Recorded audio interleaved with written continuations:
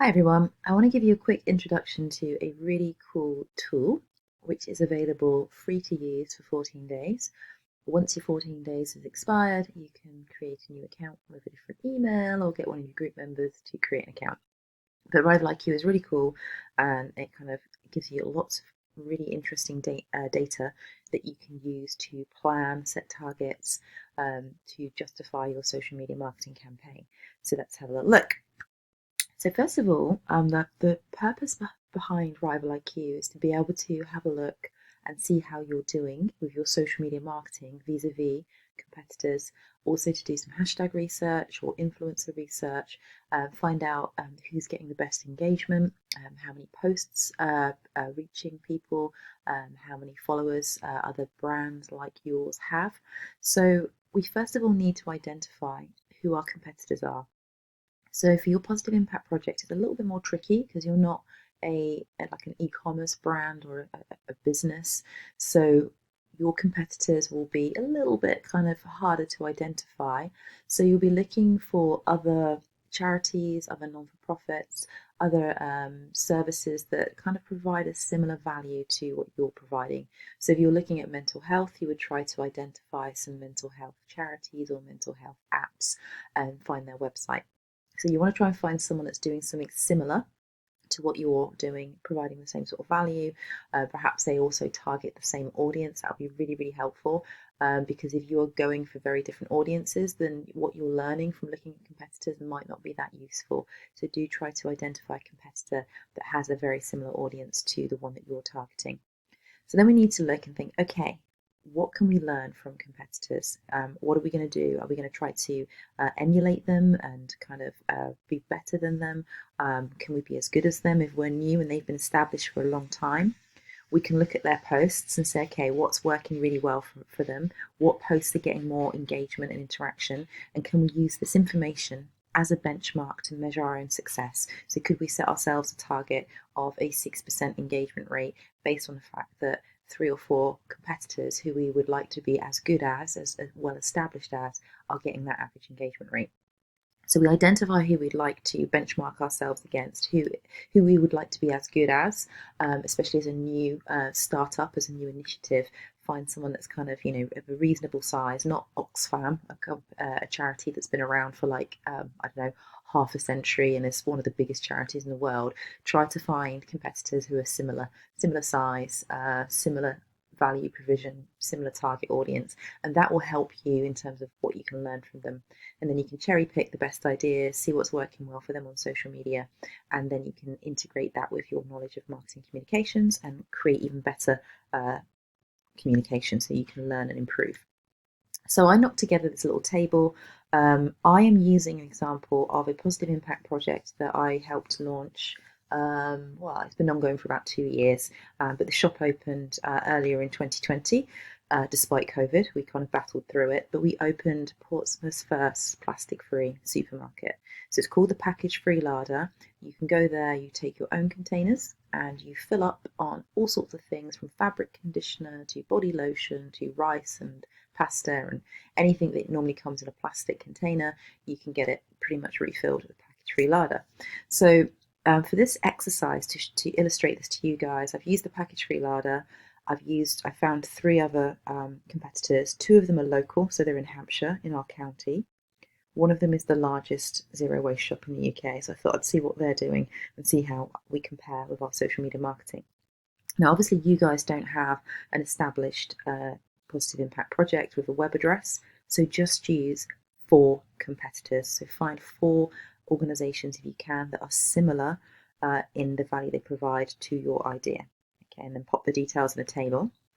Then go to RivalIQ and sign up for a 14-day free trial. As I mentioned, you can just keep creating new trials once it runs out with a new email address. You do not have to enter any credit card details, which is awesome.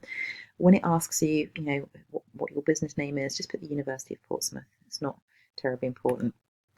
So you type in the URLs and it will start searching for them straight away. So you type in the URLs, the web address of your competitor into RivalIQ. So you put those 4 competitor website URLs into RivalIQ. Straight away it will tell you which social media channels, which platforms those brands are using. So you can have a little overview. And as you can see right now, Package Free Larder, we're using Facebook, Instagram, Twitter, not on YouTube yet. And most of the others are only using one or two social media platforms. Blueberry Den, Package Free Shop in Hampshire is only using Instagram. Way to Go, a package free shop in Hayling Island, is only using Facebook. And the Clean Kilo in Birmingham, the largest one in the UK, is using both Instagram and Twitter. Interesting. So I'm looking at cross-channel, so it basically means I'm looking at all the different social media platforms. And across the top, I'm looking at social posts. And if I do that, I can see all of the posts that were made recently. I can see in order of those that got the most engagement and the highest percentage engagement rate. So that's worked out by looking at the total interactions on the post per follower on the appropriate channel. So it's expressed as a percentage. So if you've got a really large following, you'll have to get much more interaction to get a higher percentage. So not only are we just looking at the overall number, we're looking at it as a percentage of following. It's a really useful metric to use. So as your following grows, you'll also need to keep that engagement rate up. So I'm having a look at all the different posts that were made. I can see this post by Blueberry Den, and it's talking about something quite topical. Handmade, natural and ethical products, carefully packaged, delivered to your door. So we're looking at a zero waste gift box set, which is a really nice idea for a Christmas present. And that has got, of all the posts, the highest engagement. So I know Package Free Larder made a similar post, so I'm just going to scroll down and try and find that. And we didn't get as much engagement. And I think, looking at it now, looking at this data, it might be due to the quality of the image. So this is our Christmas box or Christmas hamper idea. And the quality of the image is not as good. Perhaps we're not using the right hashtags. So it's a similar concept, but we only got 16 engagements, which was not a very good engagement rate considering the number of followers that we have. So we can analyze our posts using this tool to see what's working. We can spy on competitors and see what they're doing, and if theirs are working better, what can we learn from that, what can we improve. So obviously you guys are doing a positive impact project.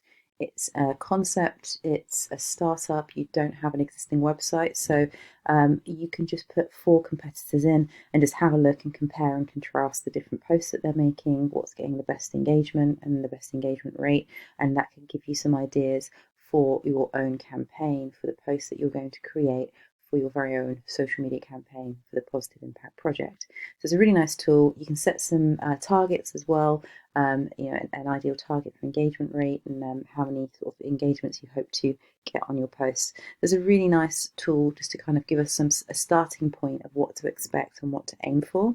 So I encourage you just to have a look around, check on all the different menu options and see what data is provided, and just snoop about, see what's helpful. There's like a leaderboard, so it will show you who is doing the best. So as mentioned earlier, the Clean Kilo is in Birmingham, one of the biggest cities of the United Kingdom, and they were also the biggest zero waste store in the UK.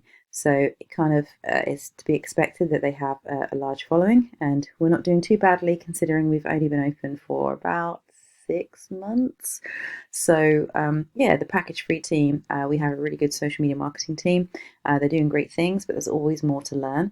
And then we've got some other smaller or Package Free shops local that are perhaps not putting quite so much effort towards their social media marketing at the moment. So we can compare and contrast, we can learn from the leaders and make sure, Blueberry Den, despite the fact they're only small, they do some really lovely Instagram posts and they get some really good engagement. So if we look at social posts, we look at Instagram, most of them are by Blueberry Den. So they're small, but they're still getting some really lovely posts, really good engagement rates as well.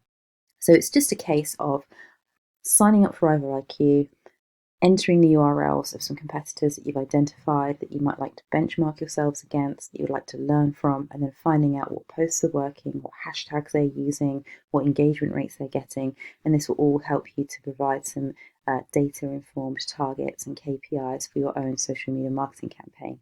So have a look, work it all out, explore, learn, and then use this data to help you come up with really kind of specific data-driven targets and KPIs for your social media marketing project. So hopefully that was helpful. As I've mentioned, I'm not the expert at using RivalIQ. I've used it lightly here and there. The job is for you to explore it and to find out what you can get from it as a tool and what data you can use.